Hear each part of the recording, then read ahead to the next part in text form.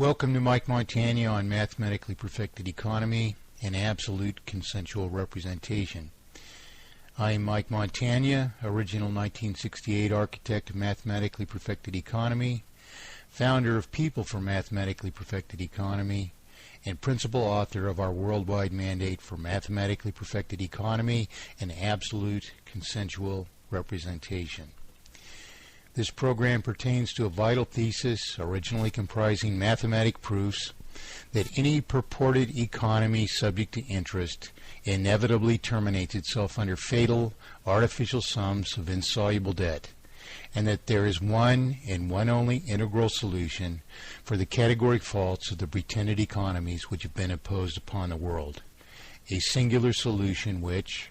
for over 35 years, we have called mathematically perfected economy. Over 40 years of advocating a fact of inevitable failure and singular solution, every United States president since and including Gerald Ford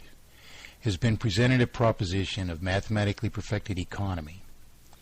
In 1983 and 4, I provided the Reagan administration with computer models which were and remain capable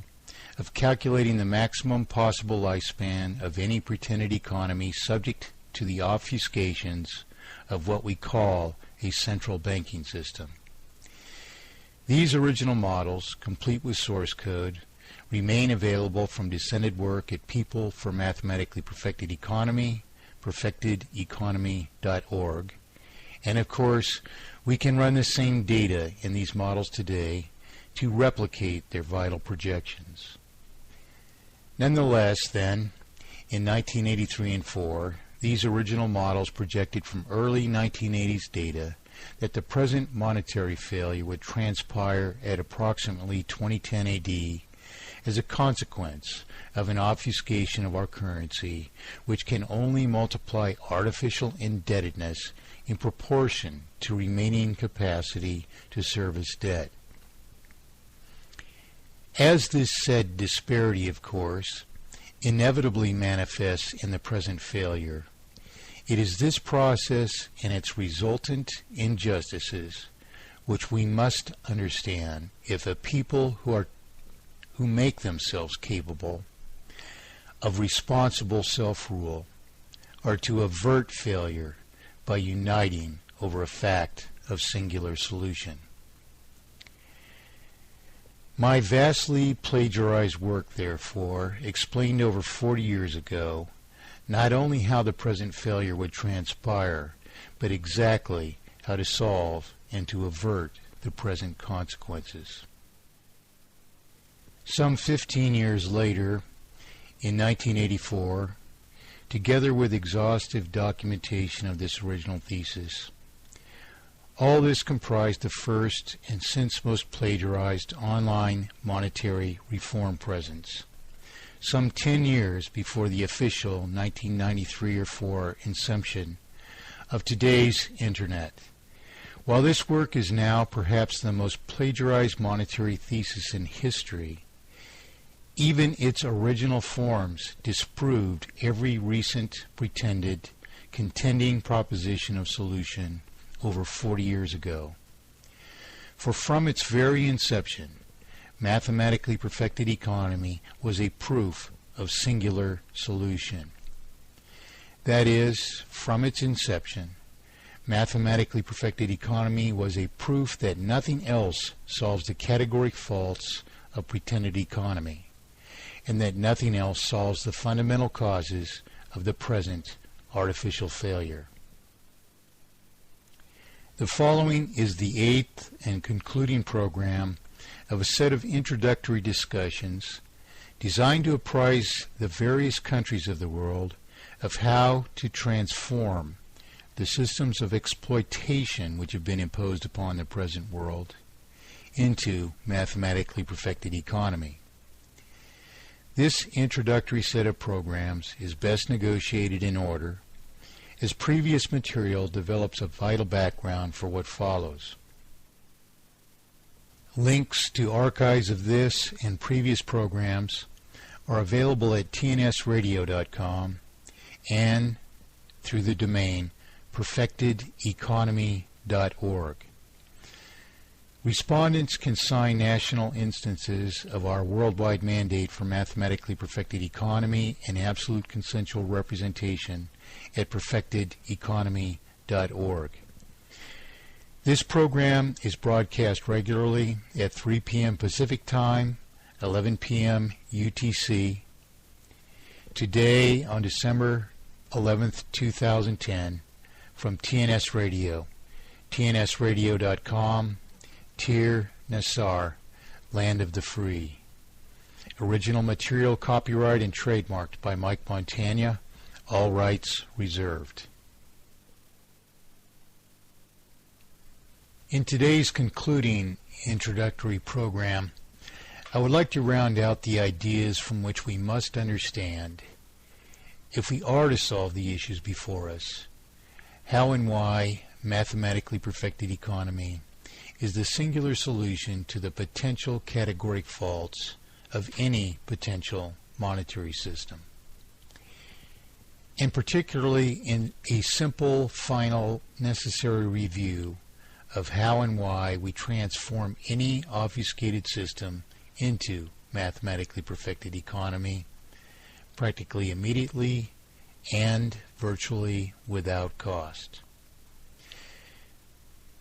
My original proof of a singular prescription for this virtually immediate and costless transformation